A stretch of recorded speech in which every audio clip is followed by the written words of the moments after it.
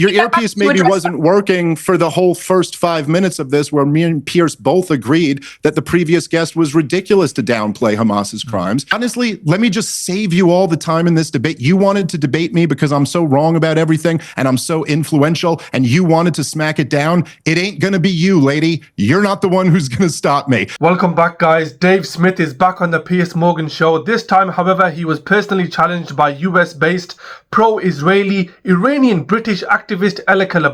If you don't know who she is, she's the Dave Smith to the pro-Israelis. She's up there with the likes of Ben Shapiro. This was easy work for Dave. Let's take a look. It sounds a lot like kind of the rationalization that your first guest was saying there, Piers, that like, well, you know, everybody serves in the IDF in Israel, and therefore we really just got to go after everybody because you never know who here might be one of our oppressors or something like that. It's all just ridiculous logic. And look, there's what is the intention of an ethnic cleansing campaign? Is that an unintended consequence as Israel is floating this out? Huh? It's not an ethnic cleansing campaign. This is no, because you regard But I clearly said that hold on. Listen, this is what's just so weird. No, I'm not regurgitating buzzwords. I'm talking about what one of the most powerful people at the absolute top of the Israeli government, their finance minister, said. Look, the Palestinians in Gaza in the West Bank are there largely because they were ethnically cleansed out of where they were living for generations before that. So no, I'm sorry. It's just what's ridiculous. What are you talking about ethnic cleanse? You're talking about the Nakba? Yes. Yeah, you're talking about the fact that when the war broke out against Israel, that some of the camps were exiled because some of them were collaborating with the Arabs that were engaging in the war with Israel, and others of them were not, which is why they were grandfathered. Right. Yeah. 750,000 people were forced out of their house and did. Oh no, actually, we are, and you don't get to just say we're not going to get into this conversation. You're not answering the point. You're not answering the point that I've made. I clearly said in that example that I gave you that both of those situations were completely wrong, but the motivation was different, and that is how you know. And you haven't addressed that. No, sorry. Maybe you're not getting me. Yes, I think it's completely ridiculous for you to just get to claim that the Israeli motivations are pure. I'm sorry, especially when listen, Benjamin. Who said pure? Okay, whatever. Pure? Okay, you're just breaking up. You don't get to just claim this is nonsense. You don't get to. Oh my God, you just have nothing except nonsense and interrupting me. Okay, so when Benjamin Netanyahu goes to the United Nations a couple of weeks before October 7th and has Greater Israel on a map where all of Gaza and all of the West Bank are Israel, I'm sorry, why is it that you just get to give him the assumption that the motivation here wasn't to destroy Gaza, ethnically cleanse it, and annex it, as they're openly talking about doing right now? Now, I'm sure there's some people in Israel who don't have those motivations. I'm sure there are some people in Hamas who maybe just wanted to have a two-state solution. But still, when the overwhelming motivations of the leadership are this impure, I don't think you get to say, oh, there's a major difference because one side's motivation is purely just to get the bad guys. Okay, I think we're all getting pretty tired of hearing, and I quote, when the war broke out against Israel. She's referring to the Nakba here, where 750,000 people were forcefully removed from their homes. She says, and I quote, some of the camps were exiled. She needs to take a visit to her local library. It wasn't some of the camps, it was damn near the entire population. Elica is attempting to say the motive is different. The fact is, and as Dave explained, how can Elica say the motive is different when the top Israeli officials, including their prime minister, made it very clear what their motives are? And this is just, we should talk about it, but only in the framework that it's not the fault of the people who are dropping the bombs on the innocent people or shooting the people who are the ones. Hey, you know what? You just asked, you just had, excuse me, you just had your whole thing about let you finish and then you can respond to that. So why don't we do the same? I know. And you stopped me when you were being you opened by saying that Piers. You got interrupted when you said Piers was running cover for Hamas by pointing out that Israel's going too far. Quiet. Let me. No, you didn't. Your point stopped. Listen. All right, don't talk over each other. Elica, let Dave respond, and then you respond to him. I listened to the garbage you had to say. Let him respond, then you reply. Let me get in now. But I didn't say no response. All right, but stop talking. Lady, let me just save you all the time in this debate. You wanted to debate me because I'm so wrong about everything and I'm so influential, and you wanted to smack it down. It ain't gonna be you, lady. You're not the one who's gonna stop me. This is just ridiculous. It's lady. Okay, I'll call you whatever. Oh, okay, good one. Oh yeah, you really smacked down my bad ideas. Anyway, Piers, again, all they have. You're too stupid to realize it. You're too stupid to realize how bad your ideas are. There you go. That's the argument you got. Anyway, can I talk now?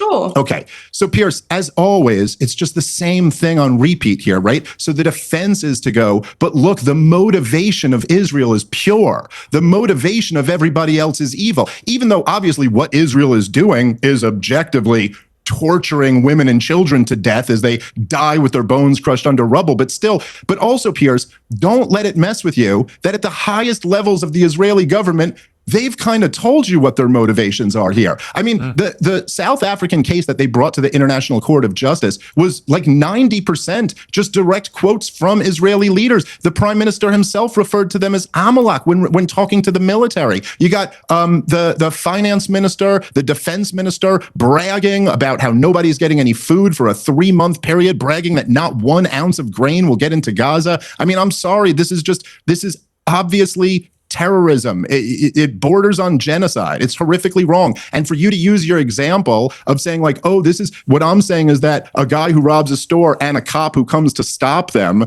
are committing the same acts because they're pointing a gun at each other. Yeah, but of course, in that example, they're right. But in that, no, that's what you said. That's what you said about my point. And it was really dumb because in that example, there aren't innocent people being slaughtered. Yeah, it kind of is. Honestly, this is what these people deserve, a good ass whooping. By the way, this lady is an attorney, and it's a proven fact that it doesn't matter what your profession is, it is extremely difficult, impossible to defend the actions of Israel. Put aside the genocide for a second, the only aid distribution sites in Gaza are operated by a company called GHF, which is backed by the US and Israel. There's only 4 sites. Previously, the United Nations had over 400 aid sites across Gaza. Since this new agreement, over 600 people have died just waiting for aid. How can anyone show their face live on air and defend these horrific crimes? But you wouldn't dispute, though, the central argument that Israel has about it, which is that Iran has been the main sponsor for Hamas, the Houthis and Hezbollah for a number of years, all of whom are terror groups wedded to eliminating Israel. You wouldn't dispute that? I don't dispute that they have supported those groups, and I don't dispute that that's the Israeli claim. So isn't that right there the existential threat to Israel? Well, I mean, I'm sorry, but Israel, no, listen, if Israel is the only country in the Middle East who secretly has nuclear weapons and is not a member of the Non-Proliferation Treaty, and they also funded Hamas. So I'm sorry, I do not think it's a legitimate justification for them to launch a war because they claim someone else is making nukes when they're not, and also they also funded Hamas or something like that. So no.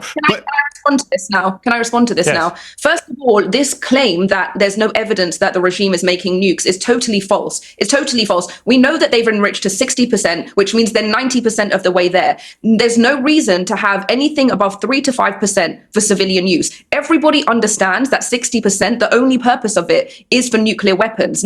Oh, listen, there's no question that they upped the enrichment. But listen, here's the point. They weren't allowed to, under the JCPOA. Okay.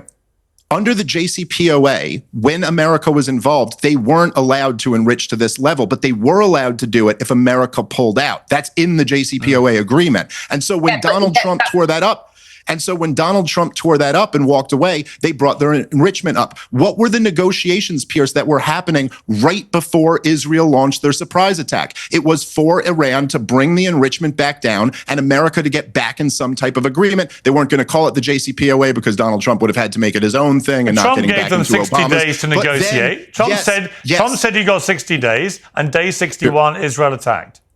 Right. Okay. Now, but what happened, and this was widely reported, and Donald Trump himself acknowledged this, is that the Hawks insisted that you put a poison pill in the negotiations. This is what Mark Levin was freaking out about, and that the standard has to be that Iran must give up all nuclear enrichment altogether. This was always a poison pill, so that the point is that Iran was willing to negotiate, and so if you really wanted to get back into that deal, Donald Trump honestly just never should have torn up the JCPOA, and we'd all be in a much better situation. It ushered in a new inspection regime. And so this is why we know that they're enriching up to 60%, because they're still in the agreement and they still have the inspections. unlike Israel. Let me Dave makes a fantastic point. Honestly, the world is full of crap right now. The JCPOA tied Iran into a deal. It meant tighter inspections and 0 nukes for Iran. The agreement was going well until Trump decided to tear it up. Now there's no agreement in place and nothing stopping Iran from enriching uranium. The only way the world knew about the enrichment was because Iran was still operating. The IAEA inspectors were in Iran visiting the nuclear sites just days before they were attacked. RIP Elica, you don't deserve to be on the same platform as Dave. Anyway guys, let me know your thoughts in the comment section below. Thanks for watching. Support me by liking and subscribing, and I'll see you on the next video. Peace out.